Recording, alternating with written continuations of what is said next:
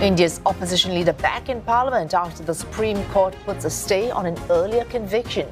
Rahul Gandhi likely to add strength and voice to a new alliance formed to take on the ruling BJP in elections next year. For more on the Indian political scene, we're joined by Dr. Gilles Verniers, Senior Fellow at the Centre for Policy Research.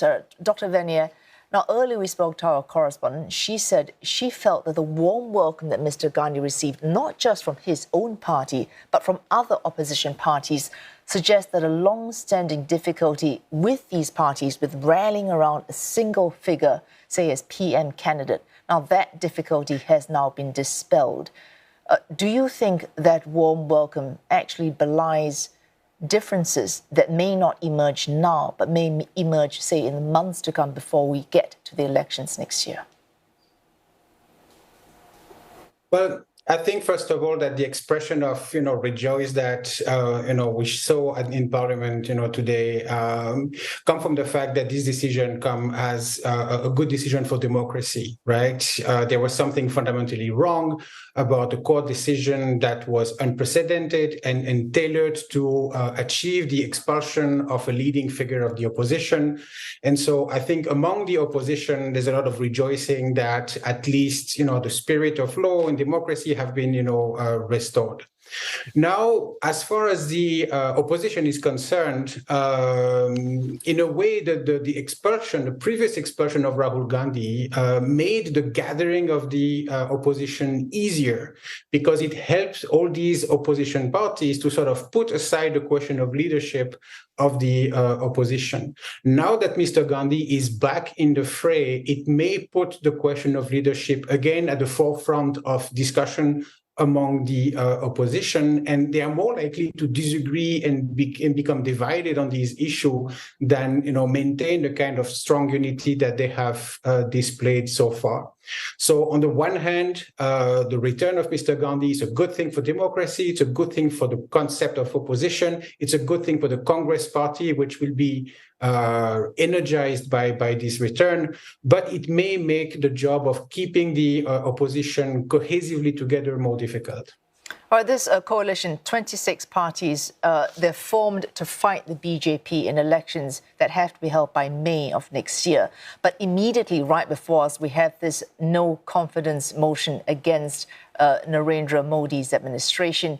And I think as a matter of fact, no vote of no confidence has ever cleared anyway in India. So this is unlikely to clear. So what is the function of even running this vote of no confidence against Narendra Modi's government?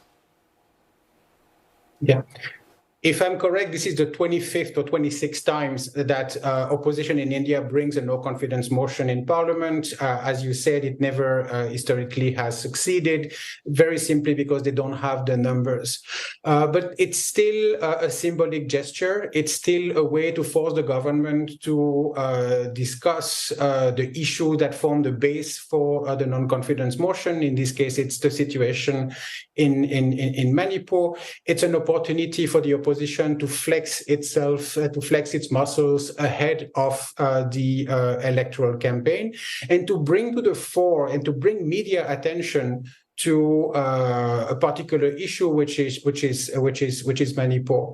In the context of India today, it is difficult for the opposition to make itself heard because of the kind of control, the controlling presence that the BJP has over the media. And so using in a way that parliamentary trick of a no-confidence motion is a way to build up, to get attention and to get its voice heard across. Dr. Verniers, Manipur may look like a relatively minor issue, but the root of that particular problem runs very deep and therefore makes it very difficult for the BJP to actually acknowledge why there is a problem with Manipur.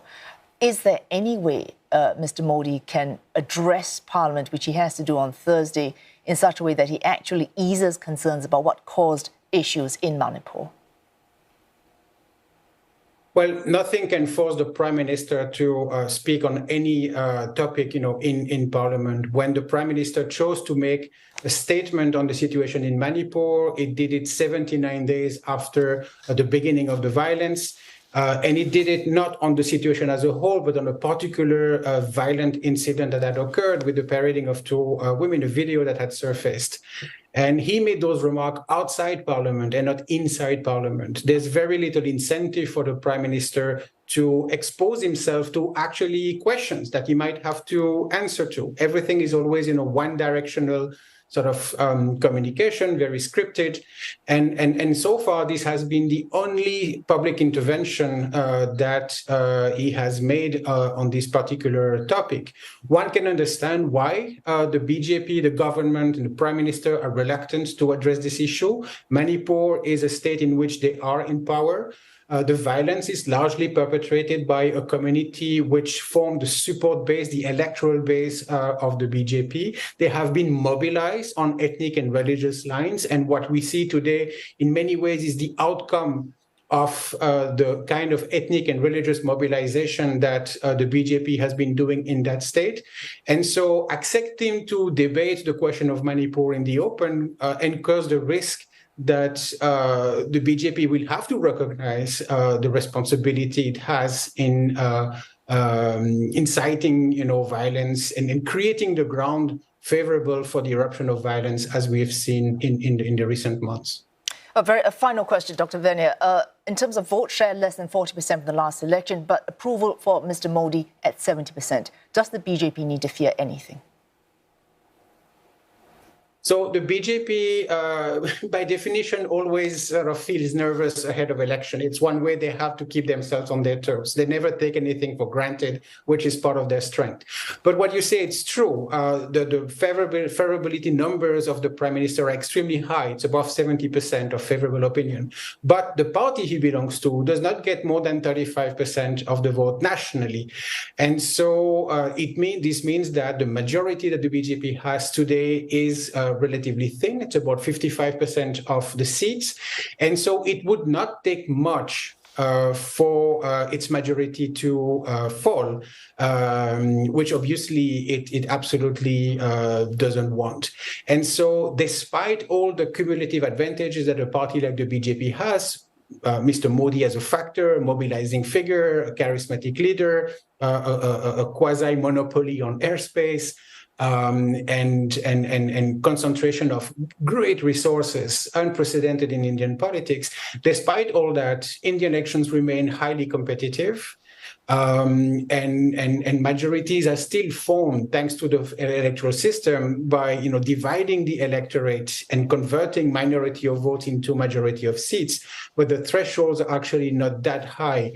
And so it would not take that much for the BJP to lose. All right, so there's some reason for nervousness for the BJP. Thanks so much indeed for joining us, Dr. Gilles Verniers, Senior Fellow at the Centre for Policy Research.